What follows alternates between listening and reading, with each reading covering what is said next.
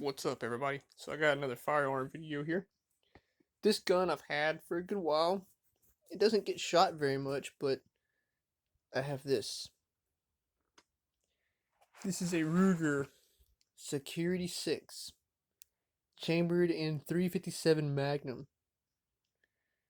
An interesting story about this weapon. It is from the 80s. This is probably 1987, maybe? The same year I was born. And it was discontinued in 1986 or 88, sorry. And it was replaced with the Ruger GP 100. But this thing is killer. It looks like crap because when I bought it, this is how I bought it. It's been painted several times. I don't know why anyone would want to paint this. This is a stainless steel gun. It will never rust. You never have to worry about any of that. And man, I just don't get it. I don't understand why anybody would want to paint it. Let me see if I can open the cylinder up. There we go. It is 6-shot. And when you close the cylinder on one of these guns, don't slam it forward. Because you see this piece right here? This is slamming into a little pin right there. That little pin right here will snap off if you do that. And the gun is rendered totally useless. They call it cowboying your revolver. Don't do that. You want to control the cylinder. So you close it with this section right here. So as it's coming forward, close it, click, then you turn it until you hear that click. That's how you properly close a revolver. Because there's so many guys out here that I've heard about with old guns like this, and the new ones too. The new ones are the same way. That will take the gun, and when they have the cylinder open, they'll slam it shut, and it breaks that piece in here on really nice Rugers and Smith & Wesson 357 44 Magnums. It ruins your gun. But anyway, this thing is cool because it does chamber 357 Magnum, but you can also shoot 38 specials in it. And that way, if that recoil from the 357 is too much, the 38 rounds, the 38 special will tame that recoil. You can get good practice, good trigger time, and it's not destroying your hand here. Here is a 357 Magnum round. That's what it shoots. Look at that freaking case, man. This thing, you shoot about 2 cylinders out of this, you can't feel your hand. It's tingling. Now, this is the same round as a 38 special, but the case, this part here, is longer on the Magnum. The special will be probably about, I'd say about maybe that much shorter. This is a double action revolver. So you can either squeeze the trigger and shoot it, or you can cock the hammer back and get one trigger pull that way. It is harder to shoot double action like this because you gotta the trigger's really heavy, so it's really a lot of work to get that all the way back to here. And it might throw off your aim, it might throw off how you hold it, and things like that. And what else can we say about this thing? So we got that part. Adjustable sights. If your sights are off, you turn this little screw right here, and that will adjust your windage this way and that way. Elevation, I'm not really sure about how you would do that, but I am planning to strip this down back to the stainless steel and get all this ugly looking paint off of it. This grip is not factory. This is a Hogue rubberized grip. This originally comes in stainless steel with walnut grips. One here and one here. Here's the model number if you can read it. Let's lay it down like this so we can really get down on it. You can't even see it, but it says Ruger Security 6. But boy, this thing is sweet. It used to be, apparently, it used to be black. Someone spray painted it black at one time or another. See right here, this little hole? You can see the little black speck in there. Here on the side of the barrel, what do we have? Oh, that's the caliber. 357 Magnum caliber. Oh, some of the paint's coming off right here. See that? That's how it's supposed to look, stainless steel. I have been offered several amounts of money for this gun, but I won't ever sell it because it's as old as me. It's made in the same year I was born, and so that makes it pretty cool. And I wanted me a revolver just because of Resident Evil. That's the reason Barry Burton used a Colt Python. I can't afford a Colt Python, so I got this. This was $350 used. One more thing I forgot to mention. This does not have a safety on it like most firearms would. Your safety is in your trigger pull. This trigger is really heavy. So you really got to want to shoot this gun for it to go off on you. You can carry this on your side. It's a little big to be carrying, like if a female had it in her purse or something like that. It's a little big for that. And this is extreme overkill for a carry gun. But I saw on YouTube two guys were discussing this caliber, 357, and 40 caliber for semi-automatic pistols. And they were talking about stopping power in a defensive situation. This was based on a 17-year study. The 357 and the 40 caliber were tied for first place in one-shot stops. So that means if an attacker is running at you, determined to attack you with a weapon, a knife or something, you shoot him once with this, he's going down. And the guy, this is how the guy I was watching worded it. When an attacker was shot with this, it was like blowing out a birthday candle.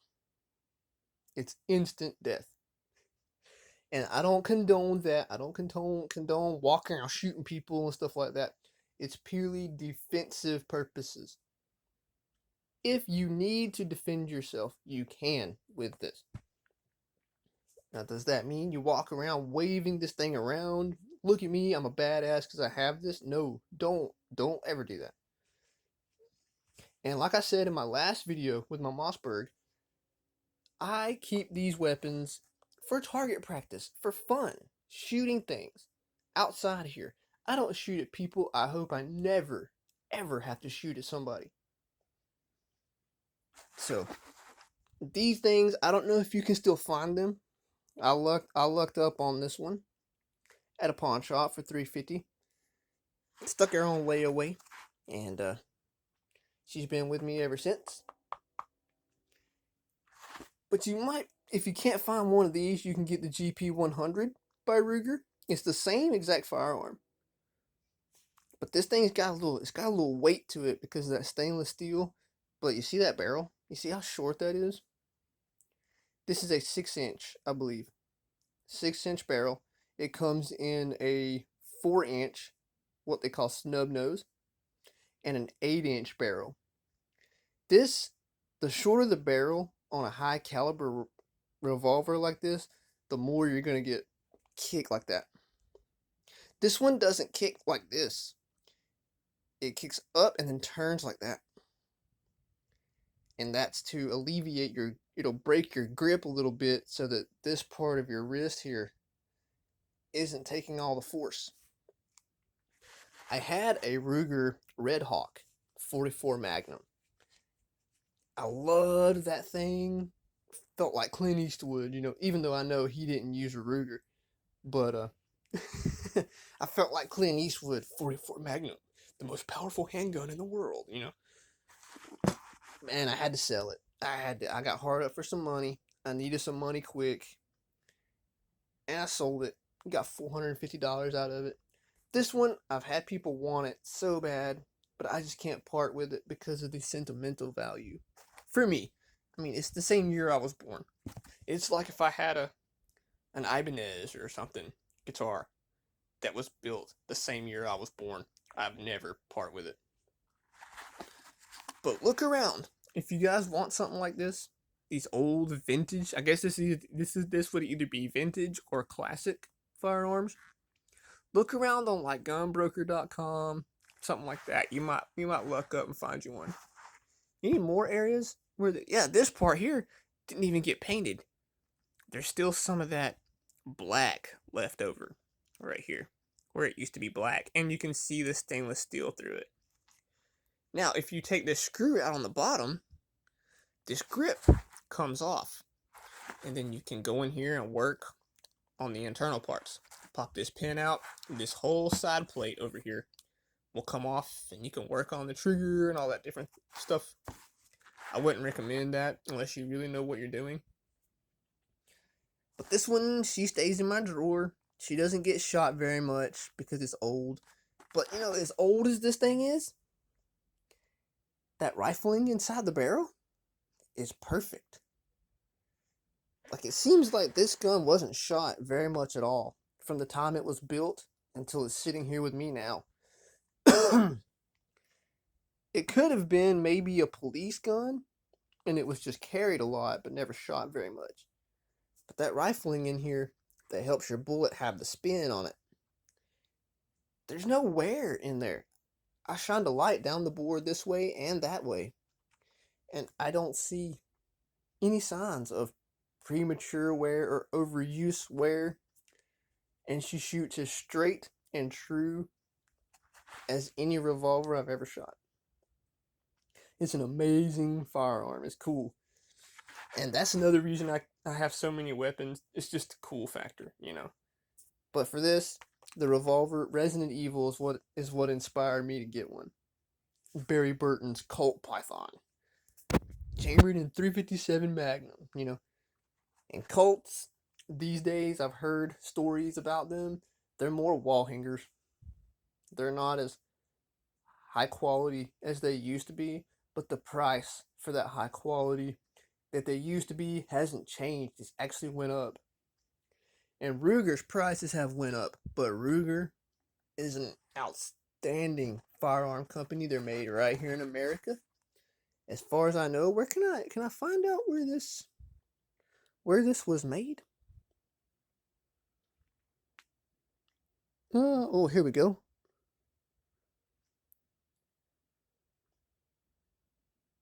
I'm trying to look.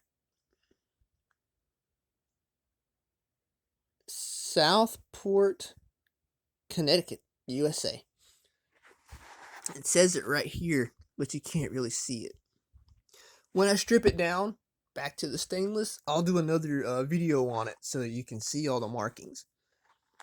And this one doesn't have any warning labels because, people nowadays, you should know, take responsibility with your firearms, because I tell you what, it's cool to have all these guns. It's cool to take your friends out shooting and, shoot around for fun. But if an accident occurs, an accidental discharge, negligent discharge, whatever it may be, that bullet that leaves this muzzle, it doesn't care where it's going.